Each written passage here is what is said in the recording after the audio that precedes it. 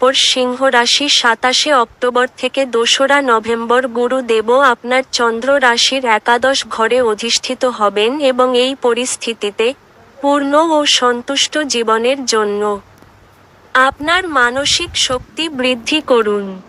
এর জন্য আপনি ভালো বই পড়তে পারেন অথবা যোগব্যায়াম এবং ব্যায়ামের সাহায্যে নিজেকে সুস্থ রাখার চেষ্টা করতে পারেন।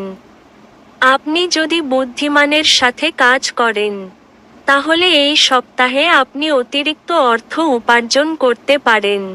তবে এর জন্য আপনাকে সঠিক কৌশল তৈরি করতে হবে এবং সেই অনুযায়ী কাজ করতে হবে।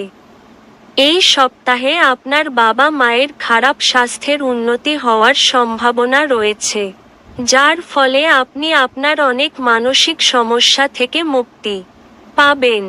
এর পাশাপাশি আপনি অফিস থেকে তাড়াতাড়ি কাজ শেষ করে পরিবারের সাথে সময় কাটানোর জন্য তাড়াতাড়ি বাড়িতে পৌঁছানোর চেষ্টা করতে পারেন।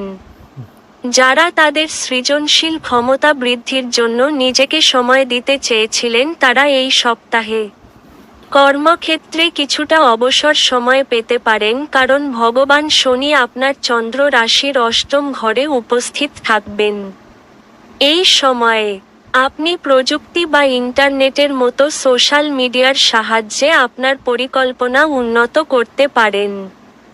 এই সপ্তাহে আপনার রাশিতে শুভ গ্রহের সংযোগ বিভিন্ন বিষয়ে আপনার সাফল্যের ইঙ্গিত দেয়।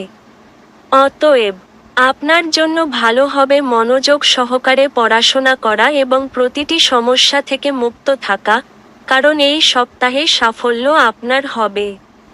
উপায়: প্রতিদিন আদিত্য হৃদয়ম স্তোত্র পাঠ করুন।